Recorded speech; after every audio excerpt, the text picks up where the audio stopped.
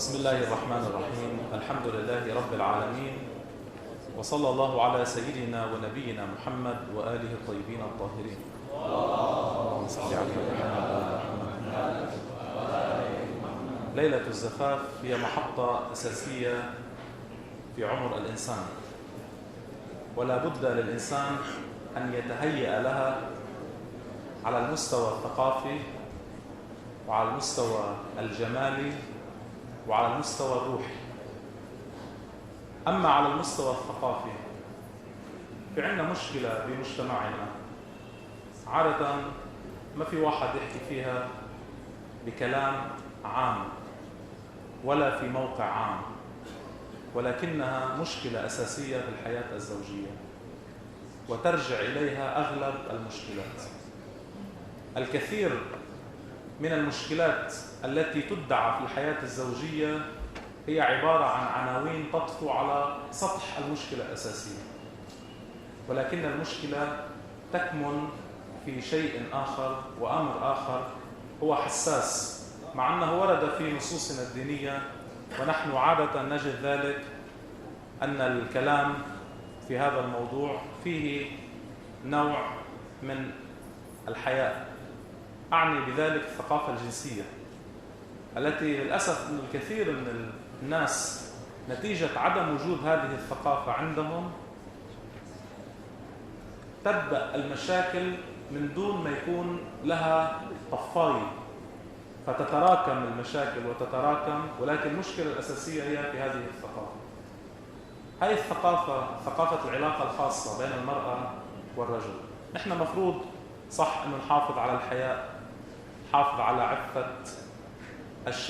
الشبان والشابات، صحيح هذا أمر مطلوب، ولكن هذا لا يعني أن يكونوا وأن تكون من العميان، لأنه كثير من الحالات بيكون وضع مغلق على الآخر في التربية. تبدأ الحياة الزوجية من دون أي نوع من هذه الثقافة. من ليلة الزفاف تبدأ المشكلة بدل أن تبدأ الحياة السعيدة نتيجة عدم وجود هذه الثقافة.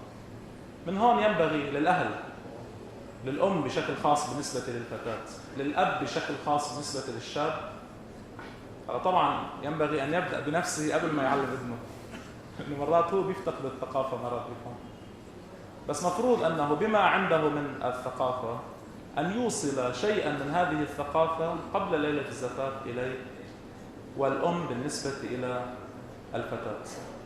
هاي المسألة يعني لحد هلأ مثلا بيحكي الواحد مع بعض الآباء بهذا الموضوع، بيقول لك أنا بستحي أحكي مع ابني، هاي بسمعها كثير، مع أنه ابنه بيستحي يحكي معه، يعني مع مين بده يحكي عمليا. على رأي أحد الإخوان مرة عم بيحكي مع ابنه بهالتفاصيل قبل المحطة الأساسية من عمري، قال له يا ابني التفت في 1 2 3، بدك تلتفت على 1 2 3. قال له والله يا بي اجوا هالكلمات بمحلهم، يعني كان بحاجة لهم.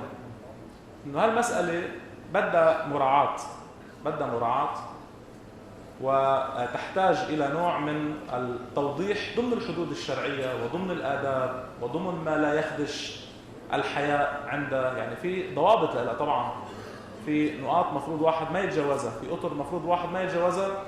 مفروض إنه هالمسألة هاي تكون مسألة يعني قبل ليلة الزفاف تكون ناجزة، لأنه كثير من الحالات نتيجة وضع المجتمع اللي عندنا، والذي وللحمد لله قديش هلا بيحكوا عن جو فساد، بس مجتمعنا بعده بنسبة كبيرة جدا ومجتمع محافظ.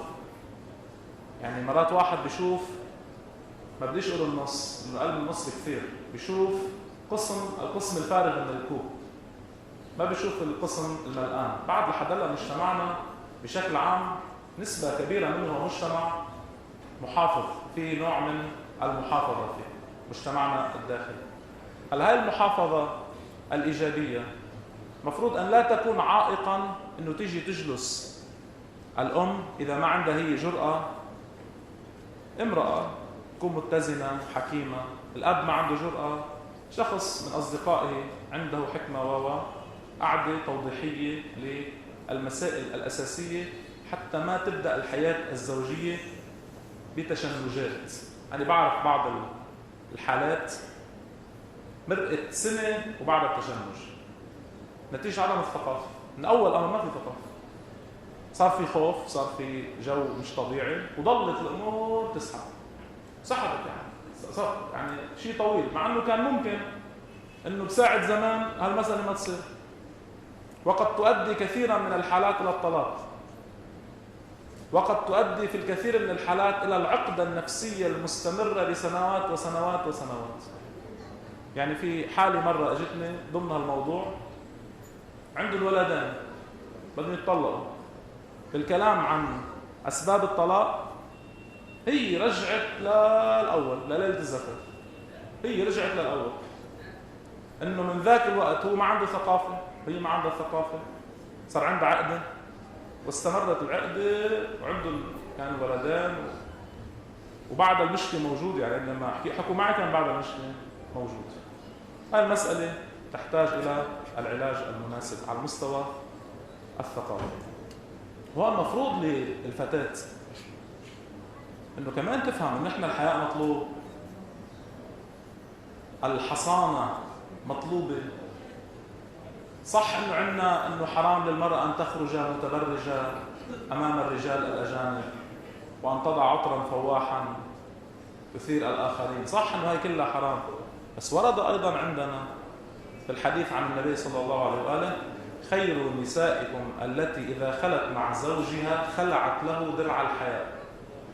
كمان بالجانب الثاني مطلوب طبعا، بس هاي المسألة مش بليلة الزفاف مباشرة، لأنه لها سلبيات كمان. يعني بليلة الزفاف في تدرج مفروض أنه يلاحظ عادة. المستوى الثاني الذي يفترض أن يلتفت إليه هو المستوى الجمالي الذي يبدأ من النظافة. الحمد لله بشكل عام قطع، بس أهل البيت عليهم السلام رسول الله صلى الله عليه وآله وآله أكدوا على موضوع الاهتمام بالنظافة والتجمل والتعطر، هو العناوين الثلاثة.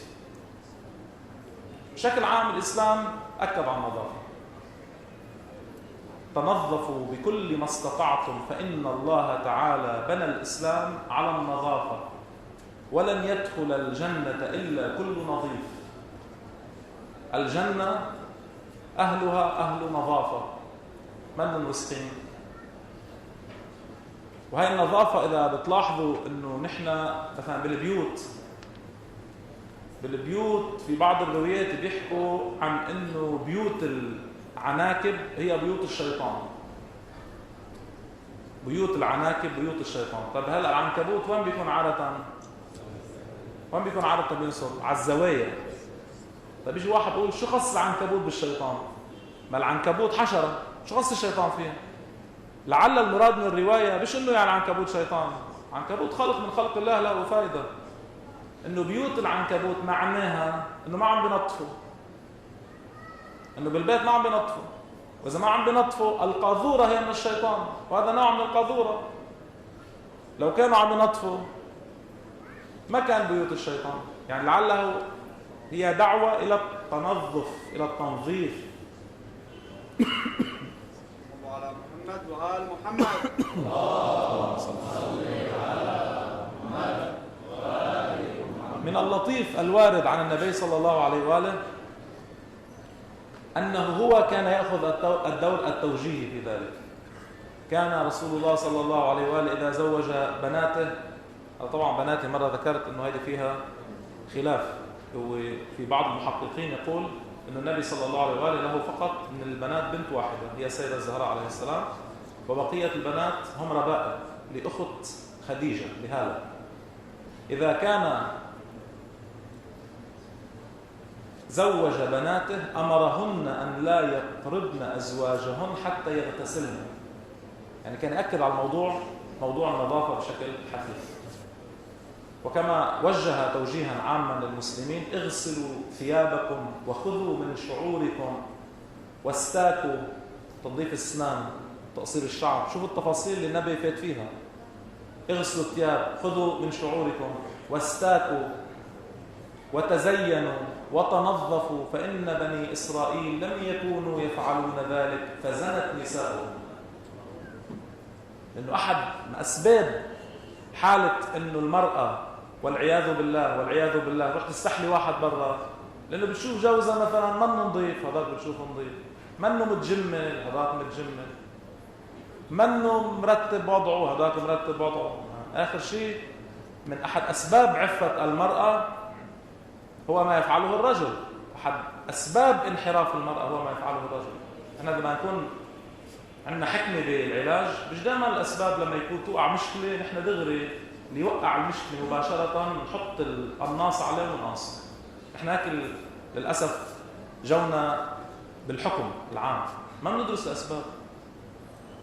مرات في كثير من الحالات بيكون حق على الزوج، هلا بحكي بعض الحالات إن شاء الله إنه بيكون حق على الزوج وبيعمل كل مقدمات الانحراف، آخر شيء بتنحرف المرأة، بديش نقوص عليها. صح هي أخطأت وقد نرجمها، ولكن مش معناتها أنه يعني هي أخطأت وهو بريء. يعني مثل واحد قال هو منفتح كتير وعنده أصحابه من المسيحيين ومن قال هلأ بده يقدم مرته مش منيحة ما تسلم عليها، طب البس كفوف، لبسها كفوف صار يسلم عليها، بعد شوي قعدات مختلطة، بعد شوي معارف جديدة، بعد شوي لقاها مع واحد، شو بعد شوي؟ ما أنت فوتها بهالمسألة. يعني في بعض الحالات بتكون المرأة مربية بنت بيت، بتكون عندها أخلاق وعندها دين وعندها عفة، بس زوجها بالتدريج بأسماء مثل الانفتاح ومثل غير ذلك هو اللي بيفوتها بالحرام. هلا هي مذنبة، ما عم دافع عنها، هي مذنبة، المفروض تكون واعية، عم تعمل حرام يطبق عليها الحكم الشرعي، بس هو يتحمل المسؤولية أيضا، وهو أمام الله يتحمل المسؤولية. هي قد ترجم في الدنيا، قد يغفر الله لها بهذا الرجل، ولكن هو قد يعذب في جهنم لأنه هو أدخلها في هذا المسألة. بدها وعي. من ضمن مسائل الوعي إنه يهتم واحد بحاله. من ضمن الاهتمام بيجي عنوان التجمل. الإمام الصادق عليه السلام بالعنوان العام إن الله جميل يحب التجمل. المؤمن بطبيعته مرتب، المؤمن بطبيعته متجمل، المؤمن بطبيعته. نحن ما عندنا إيمان بالحركة التي هي حركة تصوف ظاهري من حيث الثياب والشكل، والتي تدل على أن هذا الإنسان هو مبتعد عن الدنيا ومقبل بذلك نحو الله. هذا الشكل ما عندنا يعني نحن، هذا الشكل ما عندنا يعني. نحن المؤمن بيكون نظيف متجمل أنيق. مفروض إنه من مظاهر المؤمن الأساسية أن يكون أنيقا مرتب. هاي ما دخل الفقر فيها، ما دخل الفقر فيها. تحسبهم أغنياء من التعفف، قد يكون فقير وما معه يأكل، ولكن الإسلام يقول له عليك أن تكون أنيقا، أن تكون متجملا في الشكل وفي الهيئة، في طبيعة الشعر وفي الشكل الذي يلبسه. هذا من تعليم الإسلام. إن الله جميل يحب التجمل ويبغض البؤس والتباؤس. إنه في نهج كان إنه كأنه جو التباؤس وإظهار البؤس هو جو مطلوب على المستوى الإيماني. أبدا. النبي صلى الله عليه وآله بالعلاقة مع المرأة كان يوجه الرجال: يجب على الرجل لامرأته ما يجب له عليها، أن يتزين لها كما تتزين له في غير مأثم. هو بالنسبة للتجمل مع زوجته بده يلتفت للتجمل. إنه هلا مثلا كثير من الناس نسوان بينتقدوهم إنه ما بتشوف عم بيحط عطر ويظبط وضعه إلا هو ظاهر من البيت. بقلب البيت ما له قصة، ما بيفكر إنه يوضع عطر بالبيت، يتجمل بالبيت. النبي صلى الله عليه وآله بيقول عليه لامرأته ما يجب عليها له. في رواية لطيفة بيدخل شخص هو ذروان المدائن على الإمام رضا عليه السلام، فيرى الإمام الرضا قد اختضب، صبغ دقنه، قد اختضب صبغ دقنه، بيتعجب انه الامام امام معصوم صابغ دقنه، يعني عادة انه صبغ دقنه يعني شيبه عم يرجع شباب، فتعجب فقال للامام قد اختضبت، اي عليها علامه تعجب، صبغت دقنك؟ فاجابه الامام نعم ان في الخضاب لاجرا، اما علمت ان التهيئه تزيد في عفه النساء، أي يسرك أنك دخلت على أهلك يعني على زوجتك فرأيتها على مثل ما تراك عليه إذا لم تكن على تهيئة؟ يعني بتحب أنت تفوت على زوجتك تشوفها غير متجملة، تشوفها غير مرتبة، تشوفها غير متجملة؟ قال لا. فقال له الإمام هو ذا، مثل ما أنت بتحب تشوفها متجملة هي كمان بتحبك تشوف متجمل،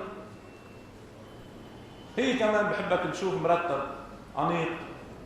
وهذا ما يدخل أيضا في عنوان التعطر، الطيب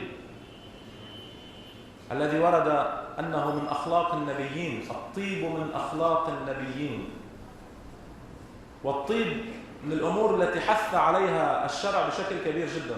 الطيب هون عطر، ما عندنا نحن عطر إسلامي، صار بفكروا الناس إنه في نوع من العطر الإسلامي قد يكون ثقيل وشتوي، واحد بيتحملوش بالصيف، بفكروا إنه هذا عطر إسلامي، بينما مثلا العطر جاي من بعض البلاد الأجنبية بدون ما نعمل دعاية إنه هذا عطر مش إسلامي. ما عندنا عطر، العطر عطر، الطيب طيب. من وين ما إجا الطيب مستحب، مش الطيب يعني اللي بيندهن، طيب طيب، أي عطر هو طيب. التطيب من أخلاق النبيين، وفي الطيب حث كبير جدا أنه هو مورد عناية كبيرة. من وين بنراه مورد العناية كبيرة؟ الإمام الصادق أول شيء بيرسم القاعدة العامة، بيقول ما أنفقت في الطيب فليس بسرف، فليس بسرف. ما تفكروا إسراف، واحد جاب أنية عطر غالي، يجي واحد يقول له هذا العطر عم تجيبها، بجيبها للأكل للشرب، يقول لك لا هذا مش سرف. حتى ما واحد شو يتحجج، حتى واحد ما يتحجج انه ما بديش اصرف هون، لا، كان رسول الله صلى الله عليه واله يصرف على طيبه وعطره اكثر مما ينفق على طعامه.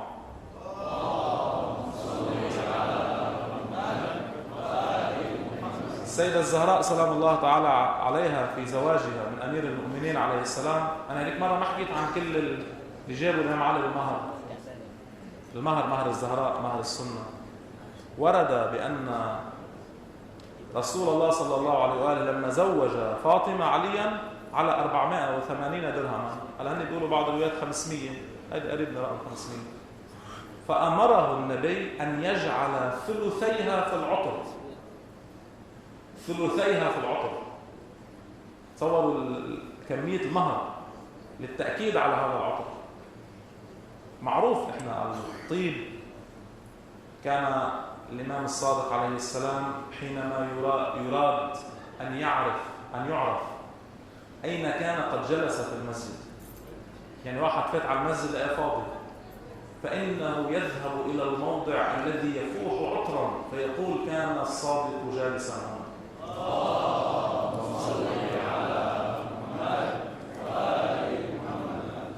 المرأة مفروض تتطيب لزوجها. الإمام علي عليه السلام كان يقول لتتطيب المرأة المسلمة لزوجها. الرجل يتطيب لزوجته، مش بس هو ظاهر من البيت، هو بالبيت أيضا. هاي مسألة كمان من المسائل المهمة جدا في ليلة الزفاف وبعد ليلة الزفاف. المستوى الثالث هو المستوى الروحي. المستوى الروحي، ليلة الزفاف ليلة لها جانب معنوي. أول ليلة تشكل محطة عند الإنسان، عليه أن يدخلها بسلام، أن يتقرب إلى الله سبحانه وتعالى فيها بالأعمال الحسنة التي يرضى سبحانه وتعالى عنها. من ضمن الآداب أن يكون الإنسان على وضوء، أن يكون متوضئا في ليلة الزفاف. ورد في الحديث أنه تكون على وضوء إذا دخلت إليك، عن وصف المرأة.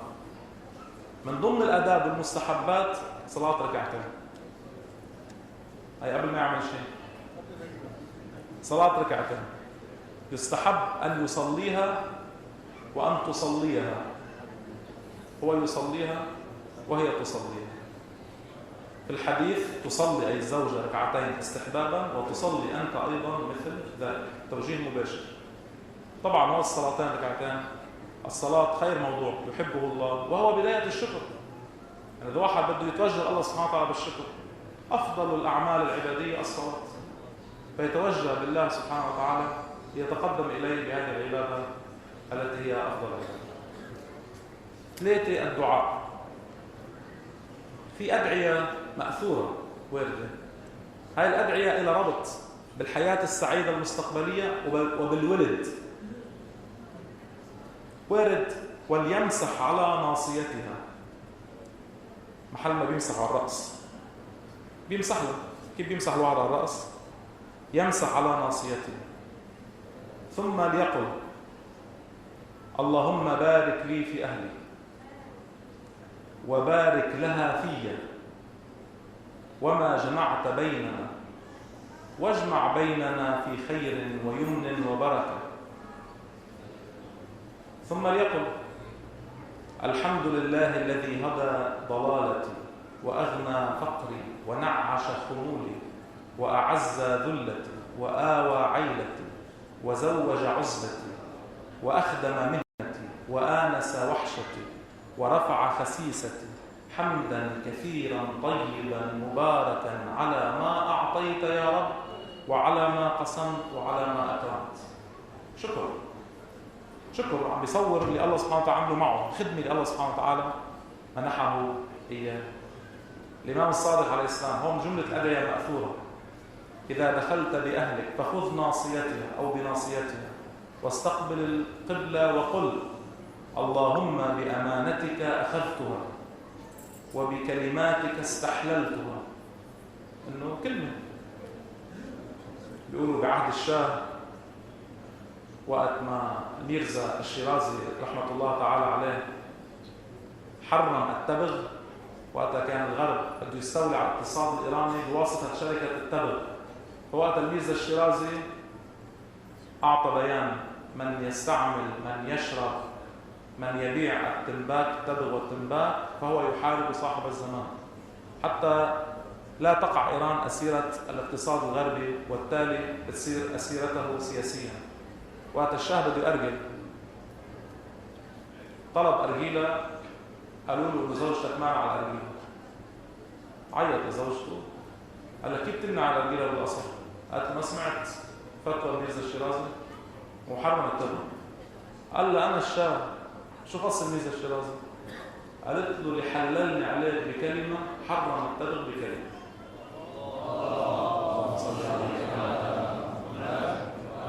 هذا الجميل في كلمة تجعل الأمر حلالا، وبكلماتك استحللتها. هذا بيأكد إنه صيغة العقد هي كلمة إلهية، كلمة متوجة، كلمة معنوية. صح إنه هي كلمة قصيرة، إنه زوجتك نفسي على المهر المعلوم قبلت التزويج، دغري بيقولوها، بس هاي الكلمة لها بعد كبير جدا حتى بالدعاء نقولها: وبكلماتك استحللتها فإن قضيت لي منها ولدا فاجعله مباركا تقيا من شيعة آل محمد.